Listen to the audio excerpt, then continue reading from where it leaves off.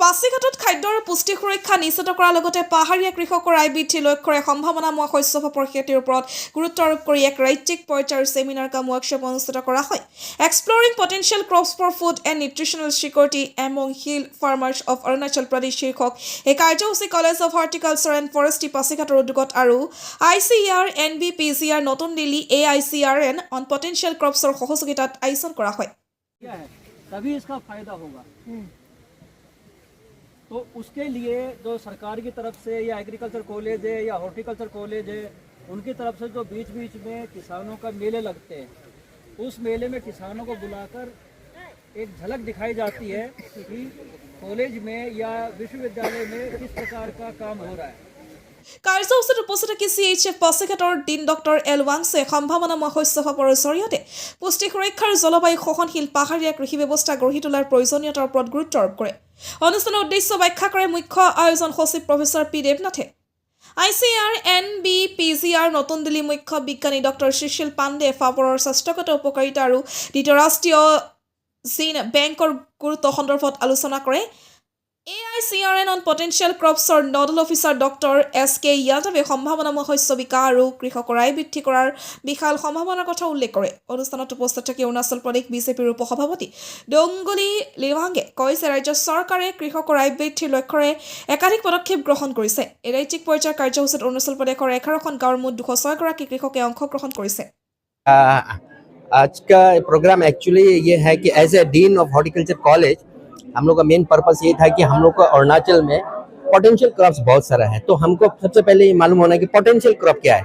तो हमारा ये होता है कि जैसे राइस, मेज, ये सब मेजर क्रॉप्स है, लेकिन बहुत सारा अंडर यूटिलाइज क्रॉप्स है जिसका पोटेंशियल है जो मेजर बन सके। तो उसमें कुछ कुछ है, जैसे मिलेट हो गया और आपका बकव्हीट हो गया, तो इसको हम लोग प्रमोट करने के लिए कि इसको इस पोटेंशियल क्रॉप को मेजर क्रॉप में कैसा लाएगा।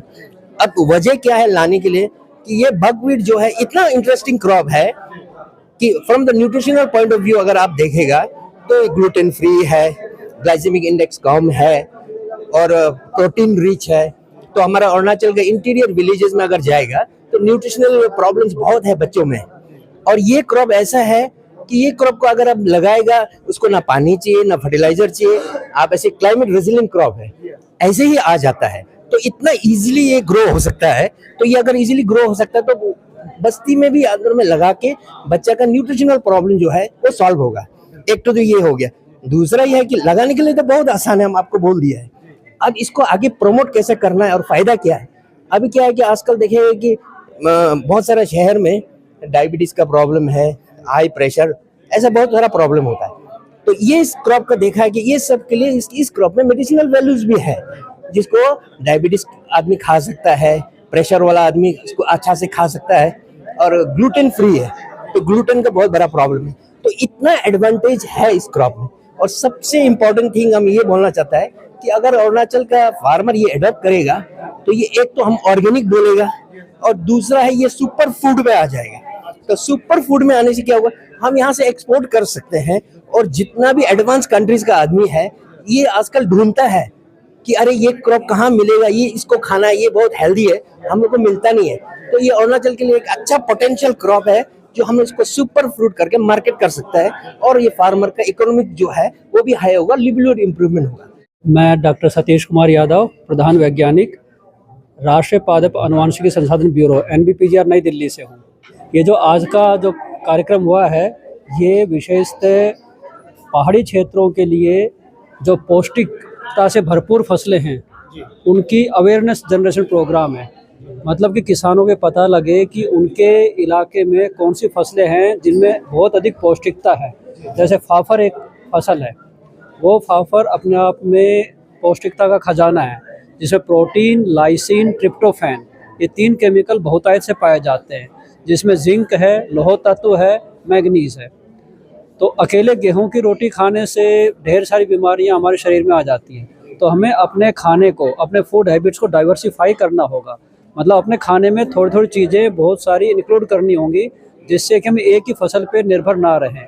जैसे क्लाइमेट धीरे धीरे बदल रहा है, सर्दी, गर्मी और बरसात के जो आवृत्ति है वो बदल रही है। तो उससे निपटने के लिए हमें ऐसी फसलें सामने लानी होंगी जो फसलें बहुत अधिक तापमान में, बहुत कम पानी में, कम से कम मतलब सिंचाई दे के भी जिनको हम प्राप्त कर सकते हैं। उसमें फाफर एक ऐसी फसल है जिसको बहुत अधिक पानी की ज़रूरत नहीं है, एक पानी से पूरी फसल तैयार हो जाती है, जबकि गेहूं में 5 से 6 पानी लगाने पड़ते हैं। दूसरा ये कि फाफर की जो रोटी बनती है या इसका जो आटा है वो कई दिन तक खराब नहीं होता, रोटी बनने के बाद भी 5-6 दिन तक वो खराब नहीं होती है, उसे खाई जा सकती है और पौष्टिकता से भरपूर है। ऐसे ही और ढेर सारी फसलें। तो हमारा प्रयास ये है कि जो अरुणाचल प्रदेश विशेषतः पासीघाट के जो किसान थे उन किसानों को वो सब जानकारी दी जाए जो जानकारी लेकर वो अपने खेत में उस कार्य को कर सके। इसलिए उनको विशेषतः कृषि महाविद्यालय के प्रांगण में बुलाया गया और यहाँ पर जो फसल लगा रखी हैं वो फसल लगी हुई दिखाई दी, ताकि प्रैक्टिकल डेमोन्स्ट्रेशन से किसान जल्दी समझते हैं। क्योंकि केवल थ्योरी उनके गांव में जाके बता देंगे या उनको कोई रेडियो टेक्निक से बता देंगे, वो कम पता लगेगा। किसान खुद अपनी आंखों से देखेगा यहाँ लगी हुई फसल को तो जल्दी समझ में आएगी बात। Myself, Dr. P. Devnath, Professor and Head Department of NRM, College of Horticulture Forestry, Pasighat.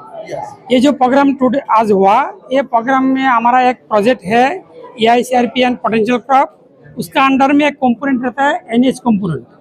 NH के कंपोनेंट में जो भी हमारा फार्मर का रिलेटेड क्रिटिकल इनपुट्स वो हम लोग देता है टाइम टू टाइम जो भी पॉसिबल है। आज जो हम लोग दिया था लगभग आपको हमारा 225 फार्मर आएंगे, जनरली 225 फार्मर 4 डिस्ट्रिक्ट से आया अरुणाचल का, ये ईस्ट सियांग, अपर सियांग, लोअर दिबांग, देन आपका आसाम का जो हमारा धेमाजी और आपका लोअर सियांग, ये 4-5 डिस्ट्रिक्ट से हमारा फार्मर आया।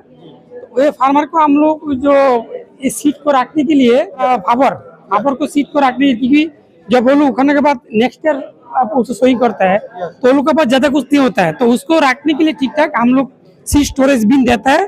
तो उसको सीड स्टोरेज बिन हिसाब से हम लोग जो अच्छा क्वालिटी का प्लास्टिक पैकेट जो उसके में मिनिमम 100-200 kg रख सकते हैं उसको हम दे रहे हैं। साथ साथ हम लोग वाटर कैन भी दिया आज, फिर हम लोग बार्मी बेड देता है, देन हम लोग बार्मी कंपोस्ट देता है, उसके साथ साथ हम लोग आपका वो जो बायो फर्टिलाइजर भी देता है।